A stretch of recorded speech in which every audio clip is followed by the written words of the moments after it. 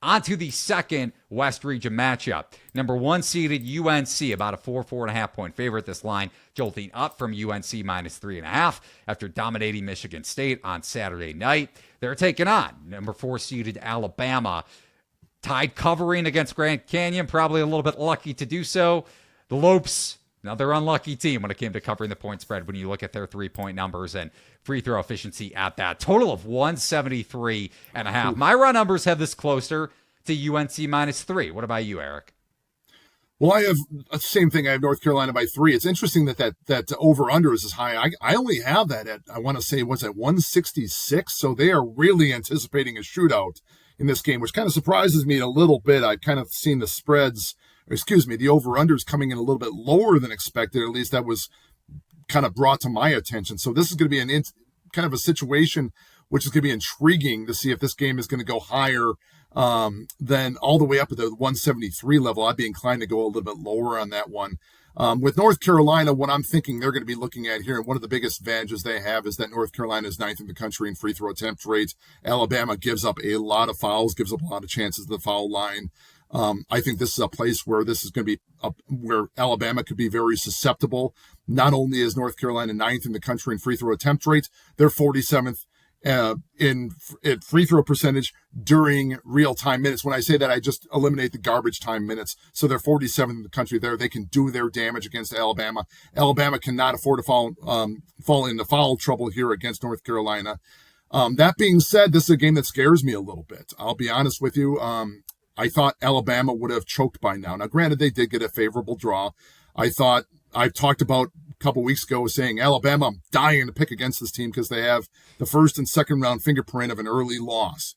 But they were fed Alabama light in the first round, and then they got a gift by not having to play St. Mary's in the second round. So now you're going to be playing a team that is going to be really solid on both ends of the ball, who actually likes playing at a pace similar to Alabama's. I can see it being a shootout. But at this point, I still think that North Carolina's defense makes all the difference here. North Carolina's defense is 10th in the country. Alabama's 71st. So this is another going to be, you're waiting for this to happen. I've said before with the Illinois point that if anything was going to break for Alabama, it would have broken by now. Little bit different situation because they've only had to play Charleston and Grand Canyon. I don't think they've been tested yet. I don't think they've truly had an opportunity to be exposed yet, although Grand Canyon kind of got there a little bit, kind of put a little scare in them. But I think North Carolina is too powerful for them here. And I never had great expectations for Alabama's long-term prospects. I think North Carolina wins here and North Carolina covers here. Kind of countering a little bit, and obviously your analytics are justified, but looking at some regression, speaking of variance and negative variance, some potential negative regression elements, factors for UNC's defense, even though they've improved a lot, I will say, on ball over the last couple of weeks and off ball. But they still rank number 293 when it comes to open three-point attempt rate allowed. So if Alabama's hitting threes, it's Jekyll and Hyde. They didn't hit threes against Grand Canyon. They covered and they won straight up, but that was more of a product of Grand Canyon missing a bunch of threes and struggling from the free throw line. Also, UNC, if you look at Alabama and trying to attack this UNC defense, Latrell Wrightsell could be playing. Oates kind of hinted at him being back after dealing with yet another concussion against Grand Canyon. We'll see if that comes to fruition. But if he's in, that's a big defensive commodity and one of their best, if not their best, three-point shooters. Then you look at Alabama when it comes to points allowed in the paint defensively, which is where I think everything kind of comes to a halt here with the Tide, even though my numbers may say otherwise. They rank in the 26th percentile of percentage of points allowed in the paint. That's Armando Bacot and then some down low, even Washington, and in the mid-range too. Alabama ranks in the 6th percentile of mid-range efficiency allowed. So they really struggle to defend those ball screen sets where the guard pulls up. RJ Davis, Harrison Ingram, even Bacot to an extent, but more so Cormac Ryan, can all expose Alabama's defense. So I don't feel as confident as UConn, obviously, Illinois, and even Clemson, just because of my numbers here. But the advantages do side with UNC, and I'm aligned with you there. I'm just worried about a high variance big time 3-point shooting performance here from Mark Sears in the Alabama offense. And if that does happen, the upset is definitely in the cards, and our numbers kind of show that. Yeah, definitely.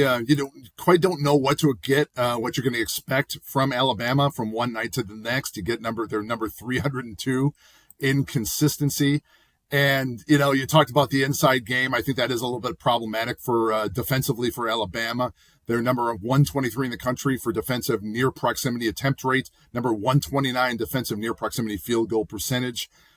They give up their chances, the second chances. That's something where North Carolina can really capitalize potential points off second chances. 81st, 27th in second chance conversion percentage. North Carolina will get their opportunities on the front lines. And if they're getting fouled on top of that, like I said, all that free throw attempt rate, a lot of those kind of tie into each other. Sometimes you get that higher free throw attempt rate when you get guys on the inside who are able to get those second chances. That's going to be problematic. You get Alabama in foul trouble, you lose some guys, and all of a sudden it becomes a very similar situation to what you see with teams who play Zach Edey on the inside. All of a sudden you're scrambling for big guys defensively, and how deep can you really go with Alabama on the front lines? That's going to be a big question mark for me. Yeah, and when you speak to offensive rebounds, UNC elite in that regard because of Baycott. But Alabama, 20 offensive boards against Grand Canyon, but that you wouldn't expect that to come to fruition again against UNC, top 10 defensive rebounding rate. So if you're off from three, kind of conversely to my point of a high variance team in the Tide, if you're off from three, very unlikely that you generate that many offensive rebounds in the third game of the NCAA tournament for the Crimson Tide.